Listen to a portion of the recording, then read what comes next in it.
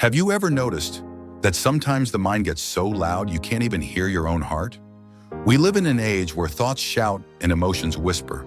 We analyze everything, our goals, our failures, even our happiness, until we forget how to feel it.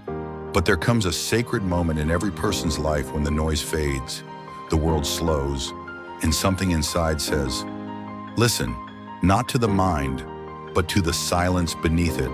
That silence is where the heart begins to think.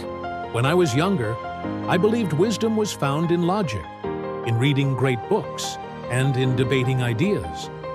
But one day, I met a fisherman on the shore. He barely spoke, but his eyes carried peace I had never known.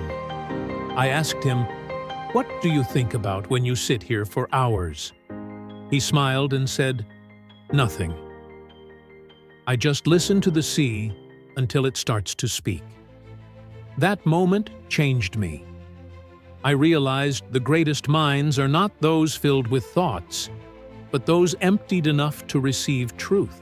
When the mind falls silent, the heart begins to think in a different language, a language without words. It doesn't reason, it recognizes. It doesn't argue, it understands. It doesn't chase meaning, it becomes meaning. You see, the heart's wisdom doesn't come through books, it comes through presence. When you watch a sunset without trying to capture it, when you forgive without needing an apology, when you love without expecting a return, that's your heart thinking. And in those moments, life is no longer a puzzle to be solved, but a poem to be lived. The mind will always want to plan, predict, and protect. It will ask, what's next? What if?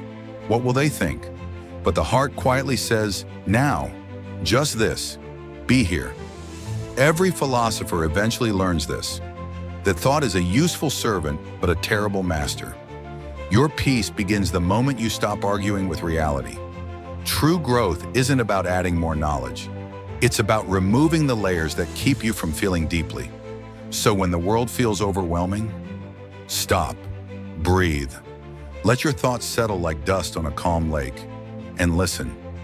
You might just hear your heart whispering what your mind has been searching for all along. In the end, the greatest wisdom is not in how much we think, but in how deeply we live. Silence is not the absence of sound. It's the presence of understanding. And when the mind finally falls silent, the heart begins to think, and in that stillness, we become whole. So, my friend, tonight don't just think about life. Feel it. Don't just search for meaning. Be it. Thank you for watching. Subscribe for more.